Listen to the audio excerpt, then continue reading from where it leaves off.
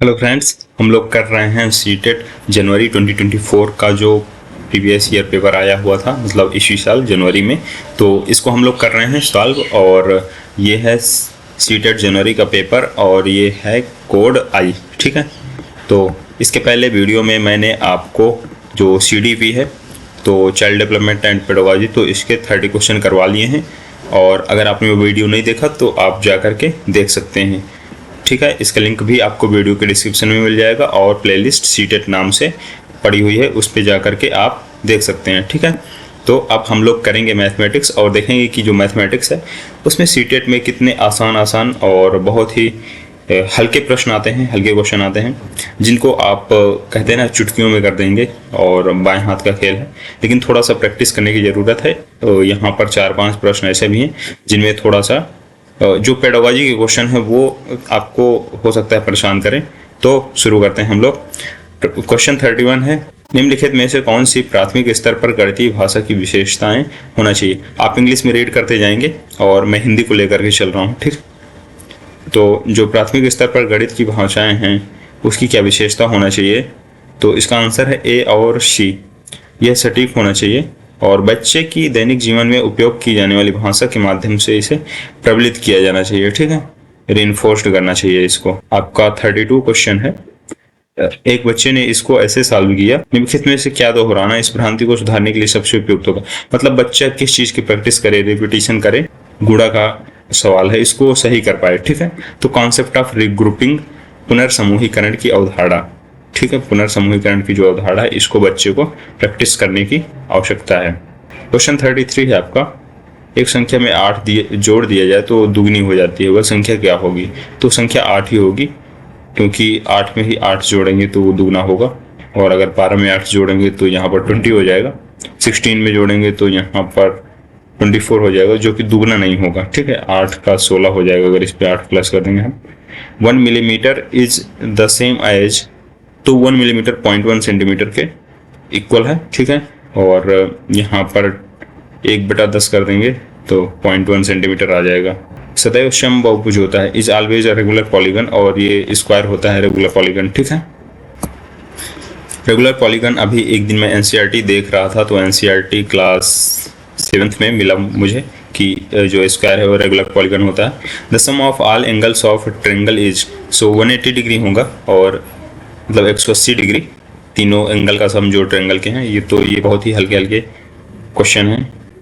Next question है आपका, निम्नलिखित में से कौन से आरंभिक संख्या अवधारणा से बनने से संबंधित है। A और B। ठीक है, तो related too early number concept formation. Early number concept formation कैसे होता है, 1-to-1 करस्पॉन्डेंस और जो हायरार्किकल इंक्लूजन है। ठीक है, एकाकी संगति और पदानुक्रमिक समावेशन। कुछ टर्म यहाँ पर इंग्लिश में ज़्यादा कंफर्टेबल लगते हैं, तो आप उनको देख लेंगे, याद कर लेंगे। ठीक है, नेक्स्ट क्वेश्चन है आपका 38, गणित शिक्षण में संज्ञानात्मक संघर्ष के विचार के लिए निम्नलिखित में से कौन सा कथन सबसे उपयुक्त है। ठीक है, तो केवल A यहाँ पर सही है। संज्ञानात्मक संघर्ष के प्रति बच्चों को सुगम्य बनाने के शिक्षक के विचारपूर्ण प्रयासों से उनकी गणितीय समझ को बढ़ावा मिल सकता है। ठीक है, इसको थोड़ा सा इंग्लिश में देख लेते हैं कि जो thoughtful efforts of a teacher to expose children to cognitive conflict can enhance their mathematical understanding। ठीक है, तो जो टीचर का थॉटफुल एफर्ट है वो बच्चे की जो मैथमेटिकल लर्निंग है, अंडरस्टैंडिंग है, उसको इन्हेंस कर सकता है। ठीक है, उसको बढ़ावा मिल सकता है, बच्चा मैथमेटिक्स इजीली सीख जाएगा। नेक्स्ट क्वेश्चन है आपका, जब शिक्षिका यह सुनिश्चित करती है कि उसके द्वारा बनाया गया टेस्ट उस टेस्ट के उद्देश्यों व कसौटी को पूरा करते हैं, तब मूल्यांकन के किस पक्ष का उपयोग किया जाता है। तो वैलिडिटी है। ठीक है, तो इसमें जो क्राइटेरिया है आपका वैलिडिटी, इसका उपयोग किया गया है। नेक्स्ट क्वेश्चन है, what should be subtracted from sum of this. ठीक है, टू ऑब्टेन दिस, मतलब कि प्रश्न ये कह रहा है इसको प्राप्त करने के लिए 25,454 को प्राप्त करने के लिए आपको ये इन तीनों को सम करना है, और मतलब इन तीनों को सम में से क्या घटा दिया जाए। ठीक है, तो इसको आप सॉल्व कर लेंगे तो ये आंसर आएगा, और ये आसान प्रश्न है। क्वेश्चन 41 है आपका, इज करेक्ट, कौन सा स्टेटमेंट इनमें से करेक्ट है। तो 1 is neither prime number nor composite number, ठीक है। तो जो 1 है हमारी मतलब एक संख्या है, डिजिट 1 है, तो क्या है, ना तो अभाज्य और ना ही भाज्य है। क्वेश्चन 42 है आपका, सीधा नंबर पैटर्न गिवन बिलो। तो यहाँ पर जो नंबर पैटर्न है इसको देखेंगे हम, 1 है, फिर 8, 27, 64, 125। तो यहाँ पर बेसिकली 1 का क्यूब है, 2 का क्यूब है, 3 का, 4 का एंड 5 का। तो इसके बाद 6 का क्यूब लेंगे हम और 7 का क्यूब। तो 6 और 7 का क्यूब होता है आपका ये, ठीक है, 216 और फिर 343, ये 7 का क्यूब हो जाएगा। तो बहुत ही मतलब कह सकते हैं आसान क्वेश्चन आए हुए हैं। निम्नलिखित में से कौन सा कथन गणितीय अधिगम को प्रोत्साहित करने के लिए सबसे कम उपयुक्त है? ये पेडागोजी का क्वेश्चन है। Which of the following statement is least appropriate for encouraging mathematical learning? तो सबसे कम appropriate कौन सा है? Discourage intuition as it hampers the development of mathematical ideas. अंतर्ज्ञान को हतोत्साहित करना चाहिए क्योंकि यह गणितीय विचारों को विकसित करने में बाधा डालता है। तो ये क्या है, सबसे कम उपयोगी स्टेटमेंट है आपका। नेक्स्ट क्वेश्चन 44 है, द वैल्यू ऑफ, मतलब इसकी वैल्यू आपको निकालनी है और इसको जैसे आप सॉल्व करेंगे 64 आएगा। तो ये भी एक आसान प्रश्न है। अकॉर्डिंग टू एनसीएफ नई national education policy 2020, assessment of learners include, तो असेसमेंट ऑफ लर्नर क्या क्या इंक्लूड करेगा अपने अंतर्गत? तो cognitive, affective and psychomotor domains, ठीक है, संज्ञानात्मक, भावात्मक और मनोगत्यात्मक आयाम को अपने अंदर समाहित करेगा। एक कोई फ्रॉग है और ये जंप करता है 3 steps and a rabbit jump 7 steps at a time, ठीक है। ये एक कोई प्लेस है, मान लो पॉइंट है, ओ से स्टार्ट करते हैं, तो कौन से मतलब कितने स्टेप के बाद ये दोनों साथ जंप कर रहे होंगे? तो 378 मतलब इतने स्टेप करने के बाद ये दोनों साथ में जंप कर रहे होंगे। तो ये आंसर होगा इसका, ठीक है। और ये जितने भी आंसर हैं ये सब ऑफिशियल आंसर की से मैंने मैच किया हुआ है, ठीक है। ये ऑफिशियल आंसर की है सीटेट की, इससे मैंने मैच किया हुआ है।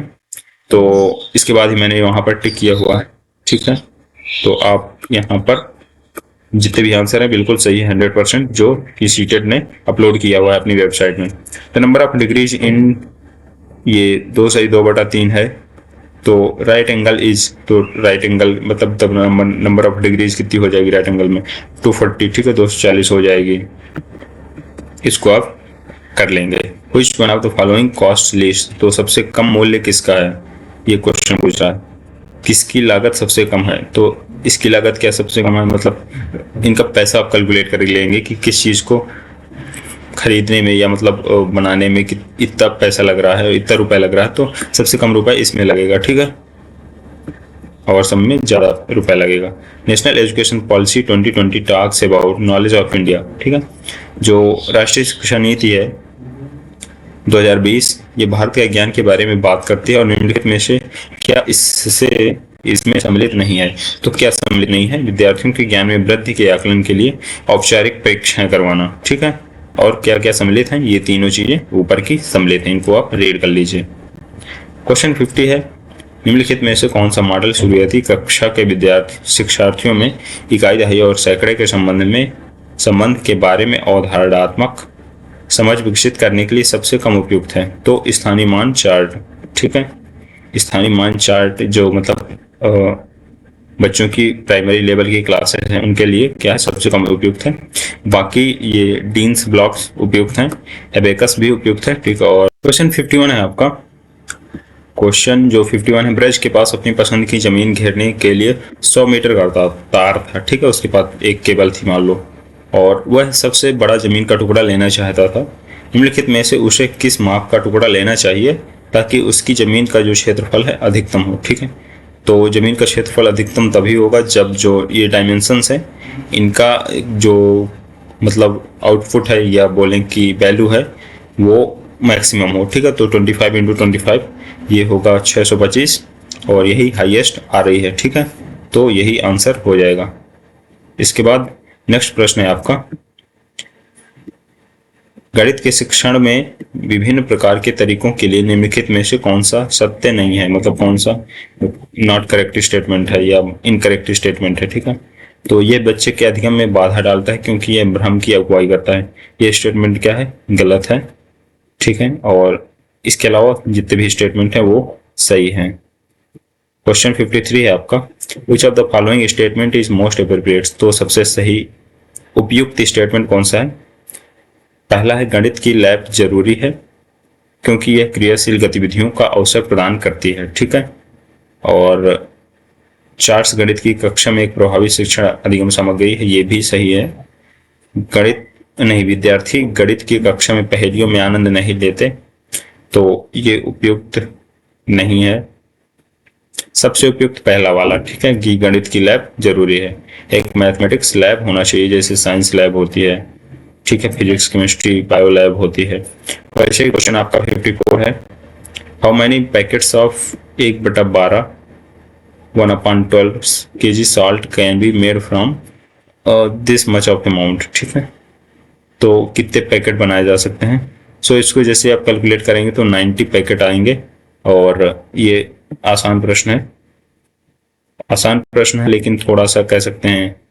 क्वेश्चन 55 है आपका, व्हाइल सॉल्विंग, जब मतलब कोई बच्चा इसको सॉल्व कर रहा है तो यहाँ पर एक बच्चे ने पूछ लिया कि मतलब हासिल लेना है, ठीक है, मतलब छोटा है तो घटा पाएंगे तो हम बगल वाले से क्या कर लेंगे, उधार ले लेंगे। यहाँ पर 2 8 में से एक उधार ले लेगा। तो एक बच्चे ने बोला कि मैडम उधार लेना तो अच्छा नहीं होता, तो इस परिस्थिति में अध्यापिका को क्या करना चाहिए? अध्यापिका इसके लिए क्या करेगी? अध्यापिका को उधार शब्द को बदलकर पुनर्समूहीकरण का उपयोग करना चाहिए, ठीक है। पुनर्समूहीकरण मतलब रीग्रुपिंग टर्म है, इसको आप याद रखेंगे, का उपयोग करना चाहिए। और पुनर्समूहीकरण जो रीग्रुपिंग है, रीग्रुपिंग, ठीक है, बारोइंग टू रीग्रुपिंग, इसको बदल करके मतलब इसकी जो प्रक्रिया है ये दिखानी चाहिए। नेक्स्ट प्रश्न है आपका question 56, Yamina threw a die, मतलब यामिना ने एक पासा को 10 बार उछाला और ये परिणाम प्राप्त हुए, तो इसमें से अधिकतम बार कौन सी संख्या प्राप्त हुई है? तो 3 आया है और ये 3 आया है 3 टाइम्स, ठीक है। क्वेश्चन है आपका 57, निम्नलिखित में से कौन सा गणित स्कूली गणित में इबारती सवालों के लिए सही है, ठीक है। इसको इंग्लिश में थोड़ा सा देख लेंगे। Which of the following is true for word problems in school mathematics? Word problems refer to exercises where the child formalizes the situation into a form where a specific mathematical technique can be applied, ठीक है। इबारती सवाल उन अभ्यासों को संदर्भित करते हैं जहां बच्चा परिस्थिति को एक ऐसा औपचारिक रूप देता है जिसमें गणितीय तकनीक को लागू किया जा सके, ठीक है। अगला प्रश्न है आपका, और ये क्वेश्चन है 58 आपका, एक पार्सल है और इसका जो रेट है 50 ग्राम और उससे कम तो 15 रुपए लगता है, ठीक है।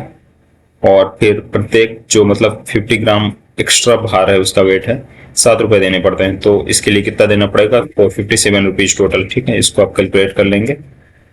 तो ऐसे आसान क्वेश्चन भी है। क्वेश्चन आपका 59 है, प्राथमिक स्तर पर आंकड़ों का प्रबंधन के परिचय के लिए निम्नलिखित में से क्या सबसे उपयुक्त है?